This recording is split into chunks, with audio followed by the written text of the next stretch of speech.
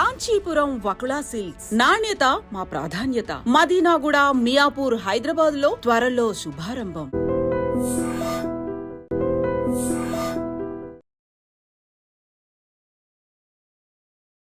అనే మాట ఒకటి. ఆ తర్వాత కేటీఆర్ని కాదని హరీష్ రావుకే బాధ్యతల్ని ఎక్కువగా అప్పగిస్తున్నారు అనేది, కేటీఆర్ మీద నమ్మకం పోయింది, సమర్థత మీద నమ్మకం కోల్పోయారు అనే దాంతో పాటుగా ఇప్పుడు ఉమెన్ ప్రెసిడెంట్ అనేది, ఈ మూడిటికి సంబంధించి ఎందుకంత క్లియర్గా వినిపిస్తున్నాయి అంటే కొంతమందికి కడుపులో గ్యాస్ ఉన్నటువంటి వాళ్ళు ఏ పద్ధతిలో ఏ పద్ధతిలో దాన్ని వెలిపించుకోవాలనో తెలియక ఈ పిచ్చి ప్రయత్నాలు, ఈ మూడు కూడా అబద్ధమైనటువంటి వార్తలు. ఎంత అబద్ధాలంటే అసలు జరగని విషయాల్ని, వాళ్ళ కడుపులో ఉన్నటువంటి విషయాన్ని బయటి ప్రపంచానికి వ్యక్తుల చుట్టూ తిప్పి బయటి ప్రపంచానికి వదలడం అనేటువంటిది దుర్మార్గం కదా. నిజానికి ఆ సమావేశము మాకు రాష్ట్ర కమిటీకి సంబంధించినటువంటి సమావేశం. ఆ సమావేశానికి ఆహ్వానితులు కేవలం 380 మాత్రమే. 380 మాత్రమే రావాల్సినటువంటి అవసరం ఉంది. కేసీఆర్ గారు రాగానే కొన్ని వేల మంది, నిజానికి కేసీఆర్ గారిని చాలా కాలంగా చూడనటువంటి వాళ్ళు, చాలా కాలంగా ఆయన కలవాలని, 8 నెలల తర్వాత వచ్చారు. అంటే ఈ మధ్య బర్త్డే కూడా మొన్న దాదాపు 10 నుండి 15 వేల మంది ఫోటోలు దిగినారు. నేను కూడా వెళ్ళాను అక్కడికి. దాదాపు 4 గంటలు ఒక స్టెచ్యూ నిలబడ్డారు, మళ్ళీ 4 గంటలు, దాదాపు 8 అవర్స్ నిలబడ్డారు ఆయన. 10,000 మంది ఫోటోలు, 10 నుండి 15 వేల మంది దిగి ఉంటారు. మళ్ళీ ఇక్కడ కూడా కొన్ని వేల మంది. నేను అనుకుంటాను, నాకు అనిపిస్తుంది ఓసారి అతిశక్తి అనిపించవచ్చు, మా నాయకుడి పట్ల నాకు అటువంటి అభిప్రాయం ఉండొచ్చు, కానీ ఒకవేళ కేసీఆర్ ఫోటోలు దిగుతాడు అని బయట సమాజంకి తెలిస్తే 1 కోటి మంది దిగడానికి రెడీ ఉండేమో అనిపిస్తుంది నాకు. 1 కోటి మంది అయినా అప్పుడు వారోత్సవాలు కాదు, మాసోత్సవాలు సరిపోదు సమయం. నాకు అట్లా అనిపిస్తుంది. ఎందుకంటే అసలు ఆ ఆసక్తి ఏంది, 70 సంవత్సరాలు 80 సంవత్సరాల పెద్ద మనుషులు కూడా ఆయనతో కలవాలి, ఫోటో దిగాలి అని కొన్ని సందర్భాల్లో మాకు ఫోన్లు వస్తాయి. ఒకసారి సార్ని కల్పించవచ్చు కదా. వాళ్ళకి నిజానికి సార్ని కలిసి ఏం చేస్తారు అంటే ఏమీ లేదు, కలిసి నమస్తే పెడతారు, ఫోటో దిగుతారు, అది. సో అట్లా తెలంగాణ భవన్ కూడా చాలామంది, నిన్న దాదాపు 8-10 వేల మంది వచ్చినారు. అయితే మేము అనుకున్నది ఏంటి అని అంటే, మెయిన్ గేట్ దగ్గర నుంచెల్లే ఆహ్వానితులను మాత్రమే లోపలికి తీసుకోవాలి, మిగతా వాళ్ళంతా బయటనే ఉండాలనేది. సో గతంలో ఏంటంటే పోలీసు, అప్పుడు అధికారంలో ఉన్నప్పుడు పోలీసు వీళ్ళంతా కూడా కొంత రిస్ట్రిక్టెడ్గా ఉండేది.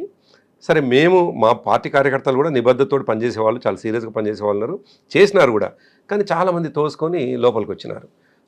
కేసీఆర్ గారు వచ్చేసరికి దాదాపు కొన్ని వేల మంది ఆయన చుట్టూ అది ఉన్నారు. కొద్దిగా ఆయన అందులో ఆయన వయస్సు రీత్యా ప్లస్ అందులో గతంలో ఆయన కాల్ ఫ్రాక్చర్ అయింది, కారులోకి వెళ్ళి దిగడానికి కొద్ది ఇబ్బంది పడటము, అసలు కార్లు దిగనీయని పరిస్థితి, 4-5 మినిట్స్ కారులోనే కూర్చోవడం, ఇదంతా కొద్దిగా ఇబ్బంది పడ్డాడు. బయటకు వచ్చిన తర్వాత అక్కడ ఉన్నటువంటి వాళ్లకు ఆయన మీద పడి మరీ మీద పడేటువంటి పరిస్థితి ఉన్నప్పుడు కొద్దిగా అక్కడ ఇరిటేట్ అయిందే తప్ప, నేను అది కూడా ఎప్పుడు చూసినాను విచిత్రంగా, ఇంటికి వచ్చిన తర్వాత వీడియోలో చూస్తే కనిపించినటువంటిది. మేమేమో లోపల ఉన్నాం హాల్లో.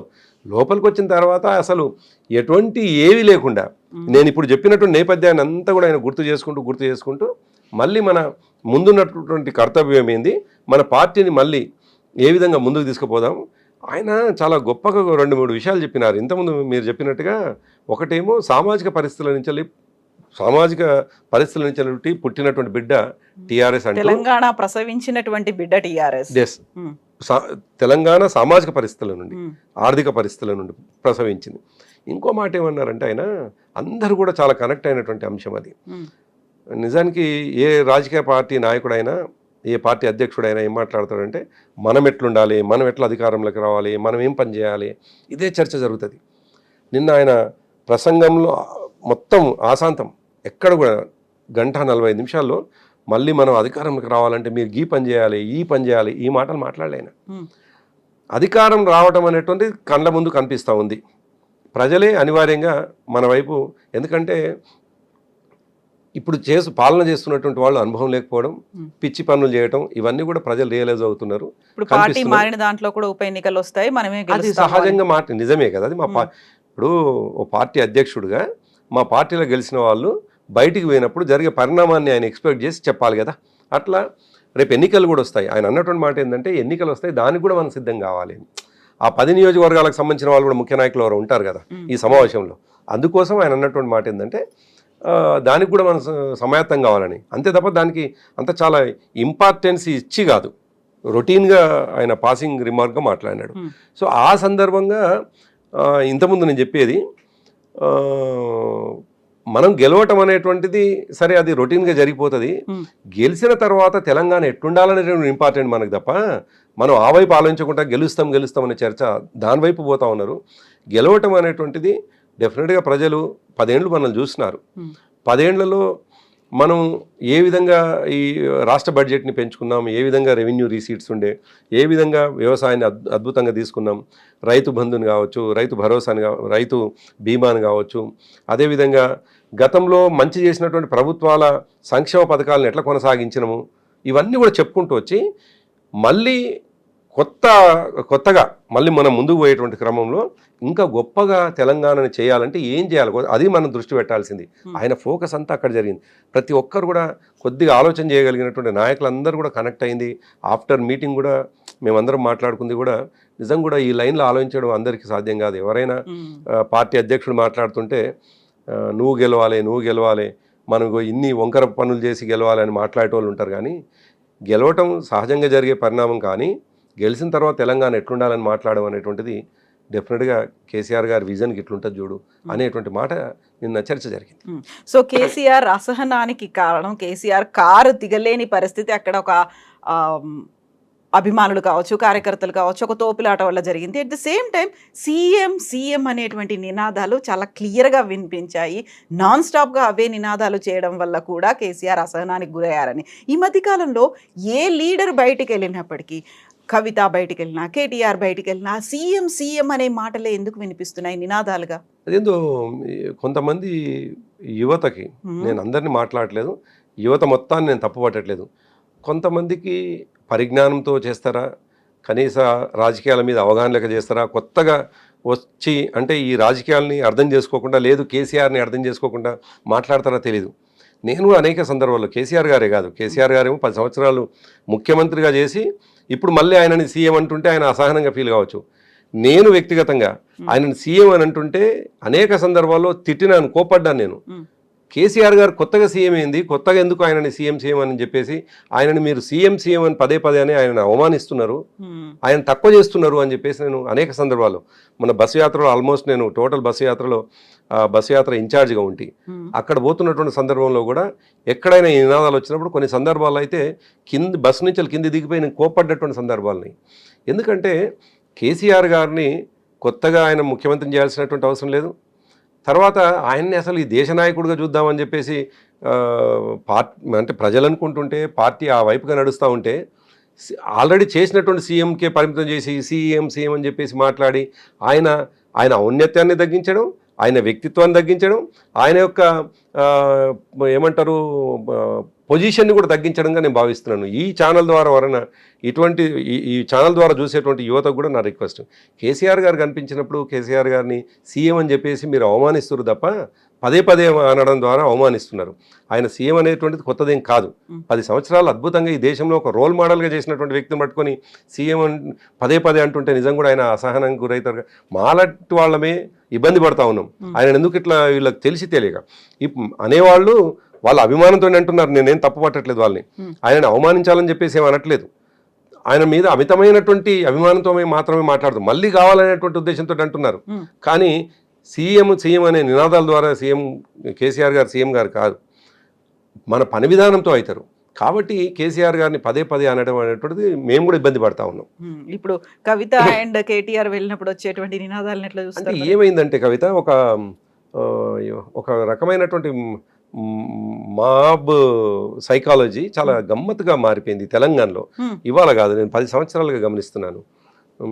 మేము అధికారంలో ఉన్నప్పుడు కూడా ప్రతిపక్ష నాయకులు ఎక్కడికైనా పోయినట్లయితే ఎవరు కనిపించినా, ఏ స్థాయి నాయకుడు కనిపించినా సీఎం అనుడు ఇది ఆనవాయితీగా మారిపోయింది. అందరినీ అంటూ ఉన్నారు. దాంట్లో భాగంగా మా నాయకులు కూడా ఎక్కడికైనా పోతే మా వాళ్ళని కూడా అందరినీ సీఎం అని చెప్పేసి మాట్లాడేటువంటి పరిస్థితి వచ్చింది. అసలు మేమంతనేమో కేసీఆర్ గారు సీఎం కావాలని చెప్పేసి మా పని జరుగుతూ ఉంటే మళ్ళీ కొత్తగా ఇప్పుడు ఎవరినన్నా కానీ ఇప్పుడు కేటీఆర్ గారిని సీఎం అంటున్నప్పుడు చాలా సందర్భాల్లో ఆయన తన ప్రసంగంలో కోప్పడి, అప్పుడు మంత్రులు కూడా అన్నారు ఆ కాలంలో. సరే మీరు అన్నట్టుగా మొదట్లో అంటే చాలా సందర్భాల్లో వారించినారు. ఆయన మీటింగ్లలో కూడా చాలా సీరియస్గా మనం చేసుకోవాల్సింది కేసీఆర్ గారిని సీఎం, మీరు సీఎం అని అనడం ద్వారా ఏం ఉపయోగం లేదు, అనే మాట కేటీఆర్ గారు కూడా చాలా సందర్భంలో అసహనం వ్యక్తం చేసినారు.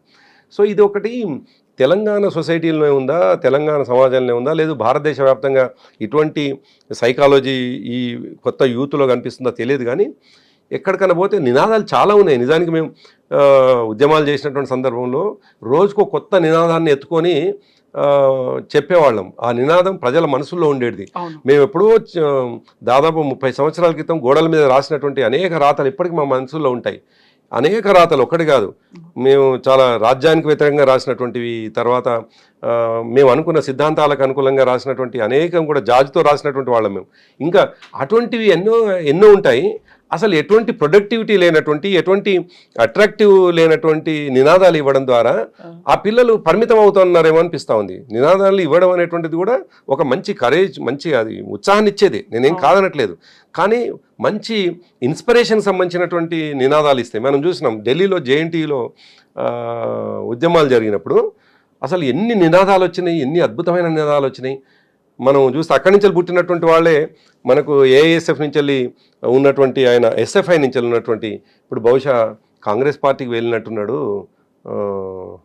విద్యార్థి నాయకుడిగా వచ్చినాడు కదా, బీహార్ నుండి వచ్చినాడు, కన్నయ్య కుమార్ కావచ్చు. చాలామందిని మనం చూస్తే వాళ్ళ నినాదాలు చాలా ఎంత అద్భుతంగా ఉంటాయి, చాలా మోటివేటెడ్గా ఉంటాయి, చాలా అట్రాక్టివ్గా ఉంటాయి. అట్లుండాలి. కానీ యువత ఆలోచించాల్సింది అది. కానీ అసలు ఎటువంటి ఇన్స్పిరేషన్ లేనటువంటివి, సమాజానికి ఎటువంటి కనెక్ట్ లేనటువంటి నినాదాలు ఇస్తే ఏం లాభం అవుతుంది? ఇప్పుడు ఫర్ ఎగ్జాంపుల్ కేసీఆర్ గారి బర్త్డే అవుతుంది అనుకుందాం. ఆ సందర్భంగా జనరల్గా ఏం నినాదాలు ఇస్తారు? లాంగ్ లీవ్ కేసీఆర్ అని చెప్పేసి ఇస్తారు ఓ మాట. దానికి ఏమన్నా సంబంధం ఉన్నది? కేసీఆర్ గారు నిండు నూరేళ్ళు ఉండాలి అనేటువంటి మాటగా. సో అటువంటి నువ్వు కనపడ్డ ప్రతిసారి సీఎం అని చెప్పేసి ఆయనని అవమానించడం తప్ప ఏం చేస్తున్నారు? ఇప్పుడు మీరు ఒక మాట అన్నారు, సీఎం అని ఆయన అవమానిస్తున్నారు. ఆల్రెడీ ఆయన సీఎంగా పనిచేసి వచ్చారు, దేశకి నేత కావాలనుకున్నారు, దేశ ప్రజలు కోరుకుంటున్నారు ప్రధానమంత్రి. మళ్ళీ ఇప్పుడు ఆ దిశగా గతంలో టీఆర్ఎస్ నుంచి బీఆర్ఎస్ మారింది, ఓడిపోయిన తర్వాత బీఆర్ఎస్ నుంచి మళ్ళీ టీఆర్ఎస్కు చేస్తారు అన్నప్పుడు మీరన్న మాటలు మళ్ళీ అటువైపు ఆలోచించే దిశగా ఉన్నాయా? దేశవ్యాప్తంగా మళ్ళీ ఒక ఉద్యమాన్నో, లేకుంటే పార్టీని విస్తరించే పనో, లేకుంటే మళ్ళీ ఒక థర్డ్ ఫ్రంట్ లాంటిది వచ్చేదానికో? అంటే టీఆర్ఎస్ నుండి బీఆర్ఎస్గా మారిన తర్వాత చాలా సాంకేతికమైనటువంటి అంశాలు ఉన్నాయి, టెక్నికల్ ఇష్యూస్ ఉన్నాయి. సో అటువంటి చర్చే లేదు. ఇప్పుడు బీఆర్ఎస్ నుండి టీఆర్ఎస్ అవుతుందా, మరొకటి అవుతుందా, చర్చ లేదు. కానీ కేసీఆర్ గారి లైన్ మాత్రం ఏ రోజు కూడా ఆయన రాష్ట్రానికి పరిమితమయ్యి, సరే రాష్ట్రం అనేటువంటిది డెఫినెట్గా ఈ రాష్ట్రం తెచ్చుకున్నాం, మేము కొట్లాడినాం, అభివృద్ధి చేయాల్సిన అవసరం ఉంది, చేసినాం, ఇంకా చేయాల్సినటువంటి అవసరం ఉంది. ఇది చేస్తూనే ఈ దేశంలో భాగమైనటువంటి తెలంగాణతో పాటు మిగతా రాష్ట్రాలు కూడా ఇదే స్థాయిలో ఎందుకు అభివృద్ధి జరగవు? అవి దేశంలో ఉన్నాయి కదా, వాటికి వనరులు ఉన్నాయి కదా, మిగతా రాష్ట్రాలకు వాటికి సంపద ఉన్నది కదా. తెలంగాణకు ఒక వ్యక్తి నిర్ణయించుకుంటే, ఒక వ్యక్తి అనుకుంటే ఇవాళ ఈ స్థాయిలో అభివృద్ధి జరిగినప్పుడు మిగతా రాష్ట్రాల్లో కూడా ఈ స్థాయిలో పనిచేసేటువంటి వ్యక్తులు ఉండే, లేకపోతే అటువంటి ఆలోచన విధానం ఉంటే అవి కూడా అభివృద్ధి జరుగుతుంది కదా. దేశాన్ని ఒక సుసంపన్నమైనటువంటి దేశంగా చూపించాలి కదా. దేశాన్ని పేద దేశంగా చూపించి ఒక తెలంగాణనే ఆర్థికంగా అభివృద్ధి జరిగినటువంటి దేశంగా చూపించే కంటే తెలంగాణతో పాటు తెలంగాణ యొక్క మోడల్ మిగతా రాష్ట్రాల్లో కూడా ఇంప్లిమెంట్ అయ్యి దేశం మొత్తం అభివృద్ధి జరిగితే ప్రపంచ దేశాల సరసన చేరుతుంది కదా అనేటువంటిది కేసీఆర్ గారి ఆలోచన. సో ఆ వైపుగా డెఫినెట్గా ఆయన ఆలోచనలు నిరంతరం ఉంటాయి. నేనంటాను, ఆయన భూమి మీద ఉన్నంత కాలం ఈ దేశ ప్రజల కోసం, ఈ రాష్ట్ర ప్రజల కోసం ఆలోచిస్తారు, ఈ దేశ ప్రజల కోసం ఆలోచిస్తారు. ఆయనకున్న కన్సర్న్ పేదవాడు. ఆ పేదవాడు తెలంగాణలో ఉన్న, ఆంధ్రప్రదేశ్లో ఉన్న, దేశంలో మిగతా 27 రాష్ట్రాల్లో ఉన్న డెఫినెట్గా ఆయన కన్సర్న్ అంతా పేదవాడే. కాశ్మీర్ నుంచి కన్యాకుమారి వరకు ఆయన పేదవాడి పట్ల ఆయనకు ఉండే కన్సర్న్ ఉంటుంది. సరే, ఆఫ్ కోర్స్ కొంతమంది అది నవ్వుకోవడానికి మాట్లాడిన, కొంత రెటకారంగా మాట్లాడవచ్చు, రాష్ట్రంలోనే చేయలేదు దేశం ఎట్లా పోతాడు అని మాట్లాడినటువంటి వాళ్ళు ఉండవచ్చు. ఎవరైనా 0 నుండే ప్రారంభమవుతారు, 100కు చేరుకుంటారు. నరేంద్ర మోడీ గారు కూడా గుజరాత్ ముఖ్యమంత్రిగా ఉండే, ఒకేసారి ప్రధానమంత్రి ఏం కాలేదు. ఆయన గుజరాత్ ముఖ్యమంత్రి నుంచి ప్రధానిగా మారినారు. సో నేనేమంటున్నాను, కేసీఆర్ గారు కూడా ఈ దేశం కోసం ఆలోచిస్తున్నారు. ఆయన ప్రధానమంత్రి అవుతారా, ఈ దేశంలో మరొక ఆయన భాగస్వామ్యం, ఆయన యొక్క దానికోసం ఇంకో పదవిలో ఉంటారా, కానీ ఆయన ఆలోచనలు మాత్రం సామాన్యుడి వైపు ఉంటాయి. పదవిలో ఏదున్నా కానీ ఫలాని పదవిలో ఉంటే మాత్రం ఆయన చేస్తాడనేది ఉండదు. నేను గతంలో కూడా మీతో చెప్పినాను, ఆయన వ్యవసాయ క్షేత్రంలో ఉంటే కూడా చెట్టును ముట్టుకుంటే కూడా ఆయన పేదవాడే గుర్తొస్తాడు. ఆ చెట్టులో నుంచి పేదవాడిని కోసం ఆలోచిస్తాడు ఆయన. కాబట్టి ఆయన ఆలోచన విధానాన్ని మనం పరిమితంగా చూడలేము, కేవలం ఒక ప్రాంతానికే చూడలేము. డెఫినెట్గా ఈ దేశంలో భాగమైన రాష్ట్రం కోసం మాట్లాడతారు, డెఫినెట్గా దేశం కోసం కూడా ఆలోచిస్తారు. ఇప్పుడు silver Jubilee celebrations year long ఉత్సవాలు జరుపుకోవాలి, సంబరాలు చేసుకోవాలి అనుకున్నాడు. ఇయర్ లాంగ్ లో దేశవ్యాప్తంగా అవుతాయా, కేవలం తెలంగాణ ప్రస్తుతం మాత్రం తెలంగాణ కోసం? ఎందుకంటే తెలంగాణ రాష్ట్ర సమితి ఆవిర్భవించిన తర్వాత, తెలంగాణ రాష్ట్ర సమితి ఆవిర్భవించింది 2001లో ఏప్రిల్ 27 నాడు. సో దాని కొనసాగింపే సిల్వర్ జూబ్లీ కాబట్టి తెలంగాణ ప్రాంతానికి పరిమితం అవుతూ చేయాలనేది మా నిర్ణయం జరిగింది. అక్కడి వరకే పరిమితం అవుతాయి. సో ఎక్కడ జరగబోతున్నాయి? హైదరాబాద్ ఆర్ జిల్లాలో? అంటే ఇంకా అవి కమిటీలు వేస్తున్నారు, కమిటీలకు సంబంధించిన సబ్ కమిటీస్ని వేయాలని చెప్పేసి ఒక నిర్ణయం జరిగింది. దాంట్లో అనేక రకాల కమిటీస్ ఉంటాయి. ఆ కమిటీస్లో తీసుకున్నటువంటి నిర్ణయాలు ఎక్కడ చేయాలి, చాలా విషయాలు చెప్పినారు. నిజానికి కేసీఆర్ గారు ఏప్రిల్ 27 నాడు బహిరంగ సభ పెట్టుకుందామా, లేదు అక్టోబర్లో పెట్టుకుందామా, ఎందుకంటే అక్టోబర్లో పార్టీ అధ్యక్షుడు ఎన్నిక ఉంటుంది. అంతెందుకు అధ్యక్షురాలు కాదు, అధ్యక్షుడే, పార్టీ అధ్యక్షుడు. నేను చెప్పేది నేనదే కూడా అదే, పార్టీ అధ్యక్షుడే, అధ్యక్షురాలు అయితే కాదు. కేసీఆర్ గారు ఉన్నాక పార్టీ అధ్యక్షుడు మళ్ళీ అదే ఉమెన్ ప్రెసిడెంట్ అనేది తిరుగుతోంది కదా, అందుకని clarity confirm. Women wing president అంటున్నారు. నో పార్టీకి అన్నా నేను స్టార్ట్ చేయడం కూడా స్టార్ట్ చేసింది అలే, అలాగే ఉమెన్ ప్రెసిడెంట్ అనేది వస్తోంది. అసలు పార్టీలో చర్చ ఉమెన్ వింగ్ కోసం అడిగినేమనుకుంటున్నాను నేను. సో కేసీఆర్ గారు ఉమెన్ వింగ్ ఆల్రెడీ ఉంది కదా, యువజన విభాగం, విద్యార్థి విభాగం. కేసీఆర్ గారు, నేను అనుకుంటున్నాను, నాకున్న, ఎందుకంటే ఆయనతో 25 సంవత్సరాల అనుబంధం ఉంది. ఆయననే నాకు రాజకీయంగా నన్ను వేలు పట్టుకొని నడిపించిన ఆయనే నాకు రాజకీయ అక్షరాలు నేర్పించినారు. ఆయన నేను దాదాపుగా చదివినాను.